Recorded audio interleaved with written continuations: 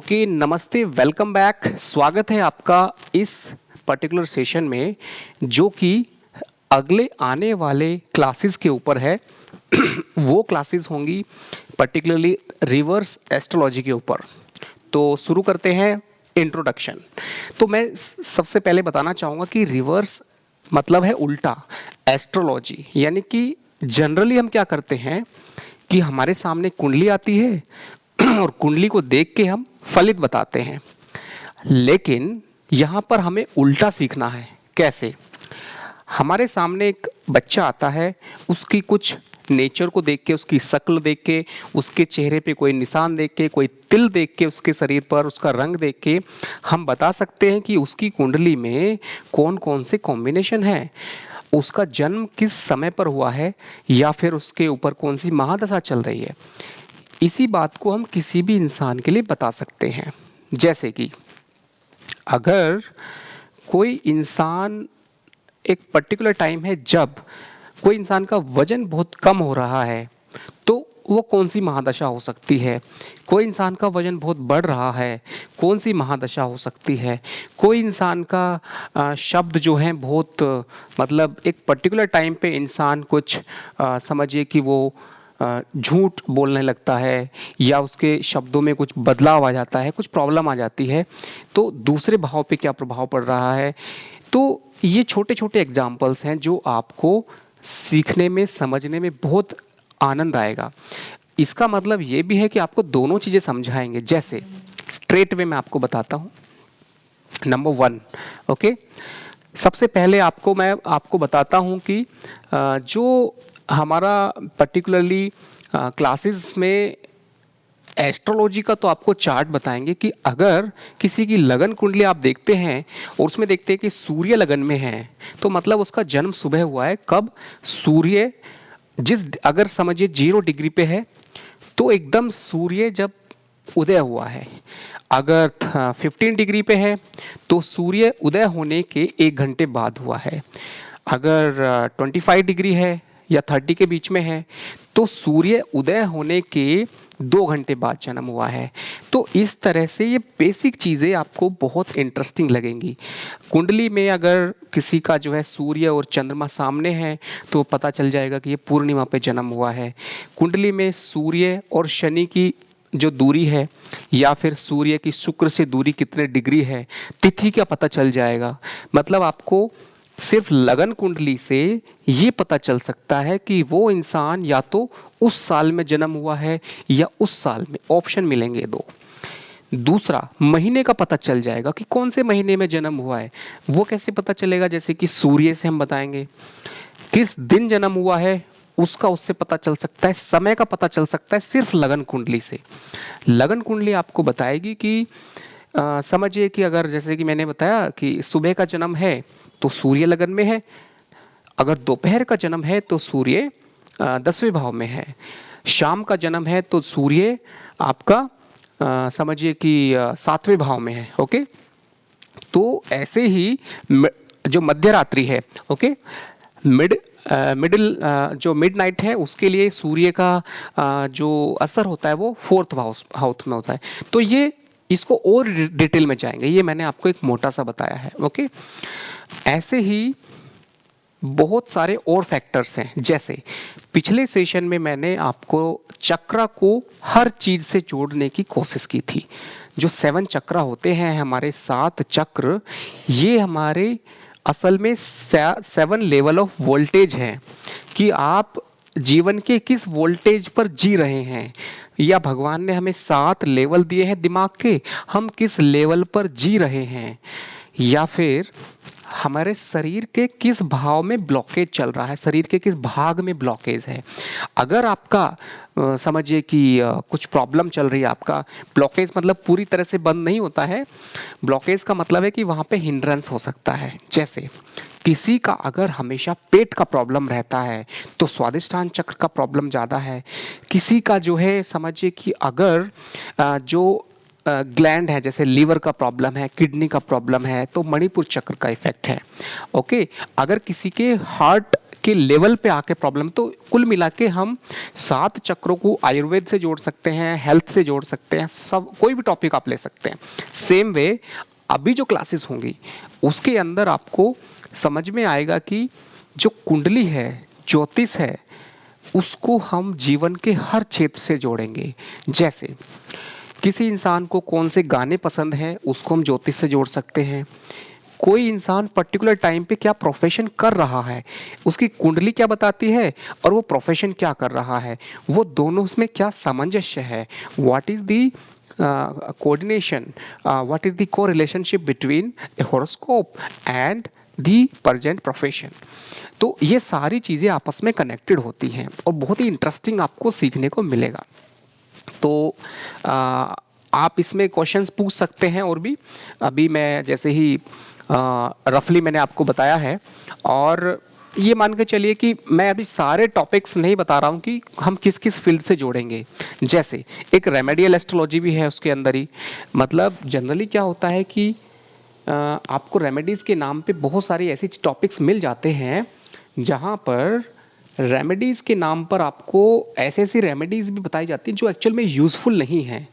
तो उस चीज़ को हम सीखेंगे इस सीरीज़ के अंदर, और ये थोड़ा लंबा सीरीज चलेगा, मे बी लाइक 2 months और 3 months, but it will be very effective. Why? Because इसके अंदर आपको टू द पॉइंट चीज़ें मिलेंगी। जैसे अगर कोई इंसान का हेल्थ प्रॉब्लम है और उसको सिर्फ एक कोई मंत्र बता दिया जाता है, या सिर्फ उसको कुछ ऐसी चीज़ें जो डायरेक्टली उसकी प्रॉब्लम से कनेक्टेड नहीं है, तो वो चीज़ आपको समझाई जाएगी, लॉजिक समझाया जाएगा कि भाई अगर आपकी प्रॉब्लम ये है तो इस प्रॉब्लम के अंदर मंत्र काम नहीं कर सकता, इसीलिए आप मंत्र का उच्चारण, मंत्र को कोशिश ना करें। अगर आपकी पर्टिकुलर ये प्रॉब्लम है, इस प्रॉब्लम से सिर्फ पूजा करने से काम नहीं चलेगा। ये चीज़ें आपको, आप ये समझ सकते हैं कि ये कड़वे सत्य हैं, कटु वचन बोल सकते हैं, कड़वे ऐसे बिटर ट्रुथ हैं ये, जो हमें समझने होंगे। क्योंकि अगर हम जीवन में फ़ायदा उठाना चाहते हैं, जीवन में हम किसी फील्ड को सीख कर लोगों के जीवन को बदलना चाहते हैं, तो हमें उसकी कड़वी सच्चाई पता होनी चाहिए। सिर्फ इसलिए नहीं कि हमने ज्योतिष में किसी बुक में पढ़ लिया कि ये उपाय है इसका और हमने वो कर लिया और हम उम्मीद करें कि उससे फ़ायदा होगा, ऐसा नहीं होता है। हमेशा याद रखें कि हमें किसी भी चीज़ का अपोजिट साइड या फिर उसका डिसबिलीफ, हमने बिलीव कर लिया but disbelieve also we should always learn about that. जैसे अगर समझिए कि मैंने आज, अगर किसी ने मेरा आज का आर्टिकल देखा होगा, तो मैंने बताया कि जो भगवान शिव हैं वो असल में, उनको सिर्फ पूजा कर लेना, उनको रोज ओम नमः शिवाय बोलना, या फिर समझिए कि जो उनके मंत्र हैं उसके माध्यम से उनको बोलना, ये एक माध्यम तो है, उसमें कोई शक नहीं है। लेकिन आप इतना याद रखें कि जो भगवान शिव हैं उनका जो लीला है, उनका जो रूप है, उनके जो गुण हैं, उनको जब तक आप नहीं समझेंगे तब तक आपको कोई फ़ायदा ज़्यादा नहीं होगा। इसीलिए 1 मिनट के अंदर मैं पहले बता देता हूँ। मैंने आज बताया था कि जो भगवान शिव होते हैं, भगवान शिव के ऊपर चंद्रमा है, वो चंद्रमा असल में हमारे मन का एक रूप है। यानी कि भगवान शिव का जो मन है वो सहस्त्रार चक्र से जुड़ा है, और जो आत्मा का रूप है, आत्मा और परमात्मा दोनों मिले हैं भगवान शिव के। और जो हमारा मन है वो कैसे जुड़ा होता है, वो कम से कम यहाँ पे आना चाहिए अगर लाइफ में सक्सेस पानी है। यहाँ पे चंद्रमा हमारा होना चाहिए, यानी कि मन यहाँ पे होना चाहिए। इसीलिए हम टीका लगाते हैं। ओके, जब हम टीका लगाते हैं यहाँ पर, तो इस टीके का मकसद भी यही है कि आपकी जो आत्मा स्वरूप है या मन स्वरूप है वो अपनी जगह पर टिके। टीका मतलब टिकना। ओके, इसीलिए जो भगवान शिव हैं उनके रूप से हमें समझना चाहिए कि जो उनका मन रूपी ताकत है वो सहस्त्रार चक्र पे है और आंखें उनकी बंद हैं। इसका मतलब है कि जो इस माया को देखने वाली आंखें हैं, जो भ्रम है इस दुनिया का, उसको आप उसमें उलझे ना, यानी कि उसको बंद रखें। और जो थर्ड आई है यहाँ पर, वो आपको एक्टिवेट करना है। जब ये बंद होंगी राहु रूपी, तो केतु रूपी आंख ये अपने आप एक्टिव हो जाएगी।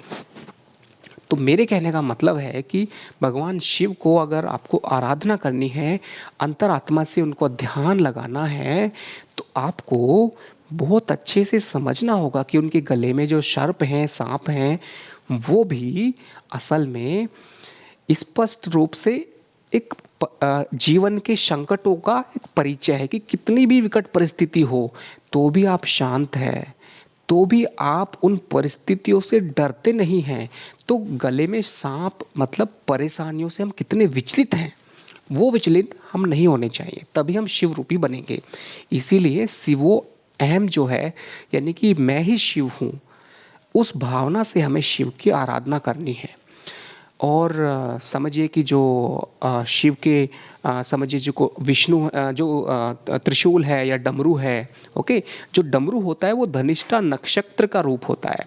धनिष्ठा नक्षत्र का स्वामी है मंगल, और डमरू जो है मंगल का रूप है, और वो क्या है, शक्ति का प्रचायक है। ओके, तो ऐसे बहुत सारे मतलब चीज़ें हैं, इन सबको आप ज्योतिष से जोड़ के भी सीख पाएंगे। तो मेरे कहने का मतलब है कि आने वाले क्लासेस में आपको ज्योतिष को आध्यात्म से, या फिर एक समझिए कि कैरियर से, हेल्थ से, आयुर्वेद से, नेचुरोपैथी से, सेवन चक्रा से आप सीखेंगे। ओके, अभी टाइम हो गया 11 मिनट। ओके, सो जैसे मैं आपको एक एग्जांपल और देना चाहूँगा कि जो 7 चक्र हैं ये क्या है। हमारा जो यहाँ पे सहस्त्रार चक्र है ये राम है, इसको मैं रामायण के रूप से सिखाता हूँ आपको। रामायण का मतलब है कि यहाँ पर सहस्त्रार चक्र रूपी राम है, और जो चंद्रमा है ये माँ सीता का रूप है, और जो मणिपुर चक्र है वो मंगल है। और जब ये हमारा मन राहु रूपी रावण इस मन को ले जाता है मूलाधार से नीचे, राहु का मतलब माया में, तो मणिपुर चक्र यानी हनुमान जी हमारी मदद करते हैं सीता रूपी मन को मजबूती से ऊपर लाकर राम के पास तक पुरुष और प्रकृति को मिलाने में। तो ये छोटी सी बात है, अगर आप मेरी बात को सुन रहे होंगे ध्यान से, मतलब रामायण को भी आप 7 चक्रों से समझ सकते हैं। ये सहस्त्रार चक्र हमारी आत्मा का स्वरूप है, सूर्य रूपी राम यहाँ पर है आत्मा का स्वरूप, और चंद्र रूपी माँ सीता जो भगवती का रूप है, जो शक्ति का रूप है, जो हमारे मन का रूप है। वो हमारा मन होना चाहिए ऊपर की तरफ, लेकिन राहु क्या है, जो समझिए कि जो मूलाधार चक्र है उससे भी नीचे की जो दुनिया है, यानी कि माया का स्वरूप, वहाँ पर समझिए कि जो मन है वो चला गया है। जैसे कि हम सभी माया में उलझे होते हैं, हम हर पल जो है माया में कैसे उलझे हैं। खाना जो है हमें टेस्टी पसंद है, स्वास्थ्यवर्धक खाना हमें पसंद नहीं। अगर जैसे कि आप देखेंगे कि जो घास है या नॉर्मल चीज़ें जो बहुत ही नेचुरल हैं, वो चीज़ें हमें पसंद नहीं होंगी। मतलब समझे कि जो वेजिटेबल्स हैं या फ्रूट्स हैं, वो जो बेस्ट फॉर्म है वो हमें पसंद नहीं होते हैं। तो हमें क्या पसंद होता है, जब वो टेस्टी बन जाता है, भले ही वो स्वास्थ्य के लिए अच्छा ना हो। तो ये माया का रूप है। इसी माया के रूप को, हमारे मन को उस माया से निकाल कर सत्य रूपी राम के पास लेके आना है। तो ये रामायण की भाषा में 7 चक्र है। अब इसी 7 चक्र को ज्योतिष की भाषा में समझेंगे। ओके, तो बहुत इंटरेस्टिंग होगा, बहुत अच्छा लगेगा, कोई इसमें शक नहीं है। तो चलिए कुछ 2 मिनट का ब्रेक लेते हैं कि आप सवाल पूछिए। अभी अगले 10 मिनट क्वेश्चंस के हैं। आप ये जो टॉपिक है, मतलब रिवर्स एस्ट्रोलॉजी, एस्ट्रोलॉजी को बहुत अलग अलग एंगल से, न्यूमरोलॉजी के साथ में या फिर चक्रा के साथ में, सभी टॉपिक से, मतलब हो सकते हैं कि मुझे अभी पता नहीं है कि कितने सारे टॉपिक हो सकते हैं, ज्योतिष को हम कैसे जोड़ सकते हैं। ओके, तो चलिए गौरव जी आप सवाल पूछिए, और जो भी आप में से इंटरेस्टेड है आप क्वेश्चन पूछ सकते हैं।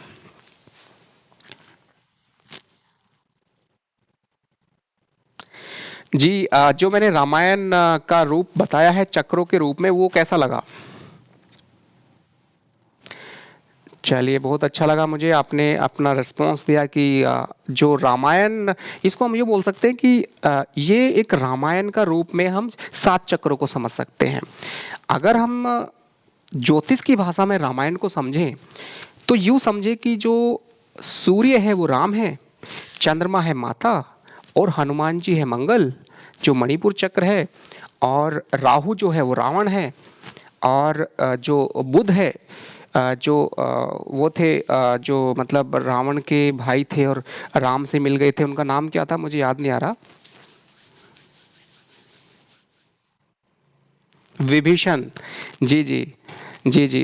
तो विभीषण जो है वो बुद्ध का रूप है, मतलब विवेक, यानी कि हमारे पास शक्ति कितनी भी हो लेकिन हमें विभीषण रूपी डिप्लोमेटिक भी होना पड़ता है। तो वो सारे चक्रों को और ज्योतिष को, रामायण को मैंने एक कॉम्बिनेशन दिया है। तो कुल मिला के जब हम किसी भी क्षेत्र को, ज्योतिष को जीवन के हर क्षेत्र से जोड़ना सीख जाते हैं, हर हर हर दिशा में हमें ज्योतिष दिखने लगती है, तो फिर हम ज्योतिष का अच्छा स्वरूप अपने आप क्रिएट करने लगते हैं। मेरे कहने का मतलब है कि आप जीवन में कुछ भी सीखें, अगर सिर्फ आपने उधर पढ़ा और उधर सीधा अप्लाई कर दिया तो आपने कुछ नहीं किया, आपने सिर्फ कॉपी किया, अप्लाई कर दिया। लेकिन जब तक आप अपने अपने आप को इस लेवल पर ना लाओ कि आपका जो क्रिएटिविटी है, आपने कुछ सीखा और आपने उसको एक्सप्लोर कर दिया। ये जो चक्र हैं ये भी एक्सप्लोर होते हैं। मणिपुर चक्र में 4 होते हैं पंखुड़ियाँ, और सहस्त्रार चक्र में हजारों पंखुड़ियाँ हैं। तो मेरे कहने का मतलब है कि हमारे जीवन का उद्देश्य है कि हम, थोड़ा सा हमें ज्ञान मिले और हम उसको मल्टीप्लाई करते चले जाएं। यही तो जीवन का उद्देश्य है। इसीलिए आपको बस इतना समझना है कि हम कैसे किसी ज्ञान को लेकर उसे मल्टीप्लाई कर सके। उसके लिए मैंने आपको बताया है कि हर क्षेत्र में आपको बहुत कुछ सीखना पड़ेगा। आपको दिनचर्या बनानी होगी। जो मैंने ज्योतिषी के ऊपर बताया था कि एक सफल ज्योतिषी कौन हो सकता है, आपको तो पहले जीवन में समझिए कि खान पान इतना सरल रखें ताकि आपका जो अटैचमेंट है वो स्वाद से ना रहे। आपको जो भी मिल जाए उसमें आप आनंदित होना सीख जाए, तो आपका जो मन है वो ऊपर आ जाएगा, भगवान शिव रूपी बन जाएंगे आप। जब आप शिव रूपी बन जाएंगे तो क्रिएटिविटी अपना आप आ जाएगी। अगर हम भगवान शिव को नमस्ते करते हैं, पूजा करते हैं, ओम नमः शिवाय बोलते हैं, लेकिन अगर साथ में हम शिव रूपी बन जाते हैं, क्योंकि हम सभी में वो शिव रूपी शक्ति है, बस उसे जगाना है। अब जगाने के लिए हमें शिव को समझना होगा। जो ये जो आप देखते हैं ना, किसी भी भगवान की जो तस्वीर है, मूर्ति है, उसके पीछे के रहस्य को आप जान लें। जैसे अगर आपने सरस्वती माँ की जो देखी होगी, उनकी जो कलर है, साड़ी सफ़ेद है, ओके, उनका जो है एक हाथ में पेन है, तो सरस्वती का मतलब है ज्ञान की देवी। सफ़ेद वस्त्र का मतलब है कि वो कपड़ों पर उनका बिल्कुल वो नहीं है, मतलब श्वेत, मतलब एकदम समझिए कि अट्रैक्शन नहीं है उस कपड़े में, स्पष्ट है, वो सफ़ेद है। और कलम का मतलब है कि ज्ञान, नॉलेज।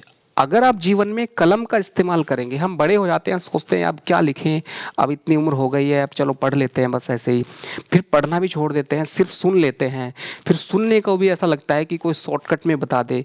तो ये एक समझिए एक श्रृंखला है। आपको लिखने का जो मेहनत है वो तो करना पड़ेगा। आप, हमारा जो हाथ से हम लिखते हैं ना, वो हमारे बुद्ध को मजबूत करता है, और ज्योतिषी बनना है तो बुद्ध को मजबूत जरूरी है। तो इसलिए मेरे कहने का मतलब है कि आपको हर लेवल पे एक रिसर्च करना है। ज्योतिष हो या कोई भी क्षेत्र हो, आप एक रिसर्च को ऋषि बोलते हैं, ऋषि। आपने देखा होगा कि जो मतलब ऋषि थे, जितने भी हमारे पूर्वज थे वो ऋषि थे, और उन्हीं के वंशज हम हैं। इसीलिए हमारे अंदर भी वही अंश है रिसर्च करने का। ये जो अंश है, ये हमें आज भी हमारे अंदर, बस हमें उसे एक्टिवेट करना है। हम लोग क्या करते हैं कि जल्दबाजी में रहते हैं कि बस फटाफट जो चीज़ हमें 1 साल में मिलेगी वो 1 दिन में मिल जाए। इस वजह से क्या होता है कि आपके सामने माया अपने आप आ जाती है। माया हर जगह पर पहले से ही विराजमान है, लेकिन सत्य के लिए हमें उस माया के पार जाना पड़ेगा, तभी हमें सत्य के दर्शन होंगे। और सत्य क्या है? जो 7 चक्र की भाषा में बोले तो स्वादिष्ठान जो गुरु रूपी है, गुरु का मतलब ज्ञान से है, नॉलेज से है।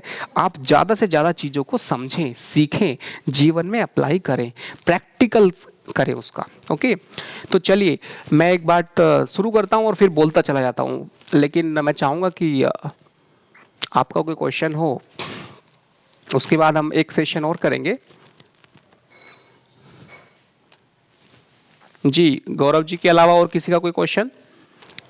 जैसे पूछा गया है कि ग्रह का डिग्री कैसे निकालते हैं, जिस तरह से समझिए कि एक बच्चा, आज किसी का ऑपरेशन होना है और उन्होंने पूछा है कि भाई ऑपरेशन के लिए डॉक्टर ने पूछा है कि किस टाइम पर ऑपरेशन करें, कैसे कुंडली बनाएं, तो क्या होता है कि आपको उस पर्टिकुलर ड्यूरेशन की सारी कुंडली बनानी होगी, सारे लगन निकालने पड़ेंगे, उनको सामने रखना पड़ेगा।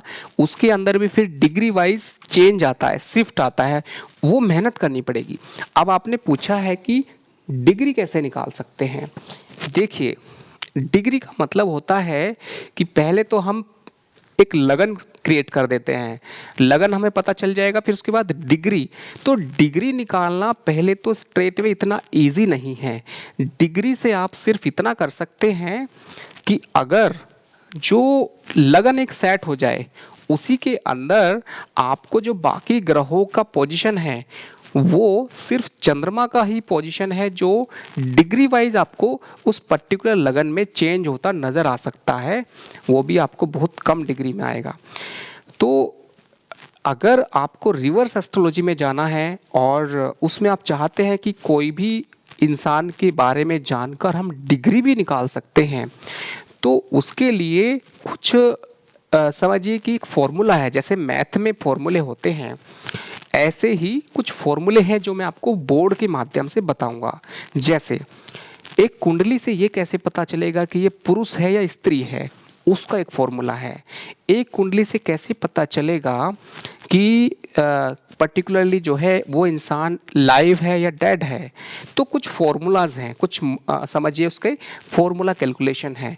सेम वे अगर इसको रिवर्स में मिले, तो अगर आपके पास कुछ डाटा है, कुछ इनपुट है, उस डाटा से आप चार्ट बनाएं, लेकिन डिग्री भी निकालना है तो इतना डिटेल में निकालने के लिए वो कॉम्प्लिकेटेड वाला टॉपिक है, उसमें फॉर्मूलाज का इस्तेमाल होगा। ठीक है, तो बट है उसका उसका एक प्रोसेस है, वो मैं आपको बताऊंगा। इसके अलावा कोई क्वेश्चन है तो पूछिए। ओके, चलिए टाइम हो गया है अभी 24 मिनट, तो last 10 minute if anybody have question, otherwise let's see and hopefully I wish that जो एस्ट्रोलॉजी का सीरीज स्टार्ट होगा उसके अंदर कुछ ऐसी चीज़ें हम सीखें इंटरेस्टिंग और प्रैक्टिकल, जो हम उसको डेली लाइफ से जोड़ पाएँ। ओके, तो ये मेरा मकसद रहेगा कि एक सिंपल भाषा में, सरल प्रैक्टिकल भाषा में हम आने वाली सीरीज़ को रख पाएँ, ताकि आपको वो बहुत ही इंटरेस्टिंग लगे और एक डिफरेंट लगे, हर चीज़ से आप जोड़ सकें। चाहे आपको समझिए कि जैसे कि एक महादशा होती है कि भाई केतु की महादशा जब चलती है तो एक सडन ट्रांसफॉर्मेशन होता है।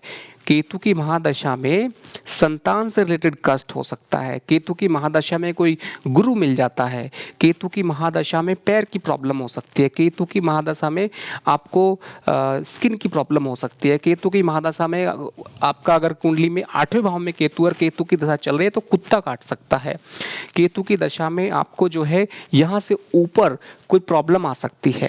तो ऐसे बहुत सारी चीज़ें हैं जो हर ग्रह से जुड़ी हुई हैं कि भाई अगर इसकी महादशा चले चलेगी तो ये सारी चीजें होंगी और वो प्रैक्टिकल होगा। अब उनके अंदर भी डिटेल में जाएंगे कि भाई महादशा तो हमने देख ली, अगर गोचर में आपकी लगन में शनि आता है वो क्या फल देगा, गोचर दूसरे भाव में आता है वो क्या फल देगा।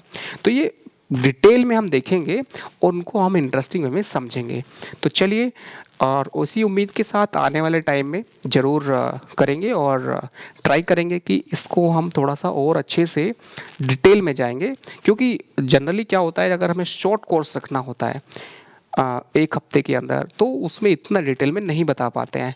बट ये जो सीरीज होगी इसका प्लान है कि as long as possible to cover and to connect all the possible threads so that we can learn astrology in a better way, including remedial astrology, या फिर समझिए कि जितने भी रेमेडीज के प्रोसेस हैं उन सभी को हम समझेंगे इसमें। ओके, एंड हो सकता है कि like it will be like creating every time. हमने एक चीज़ कंप्लीट कर दी है, फिर दूसरा टॉपिक स्टार्ट हुआ है अगेन। अगर आपको कोई पुराना कोई टॉपिक नज़र आता है you can again ask the question so that we can so थोड़ा सा फ्लेक्सिबिलिटी भी रहेगा according to the questions. Okay, तो चलिए और देखते हैं बाकी एज सुन एज पॉसिबल हो सकता है इसे 2 दिन बाद 3 दिन बाद स्टार्ट करेंगे। Okay, thank you so much and wish you all the best.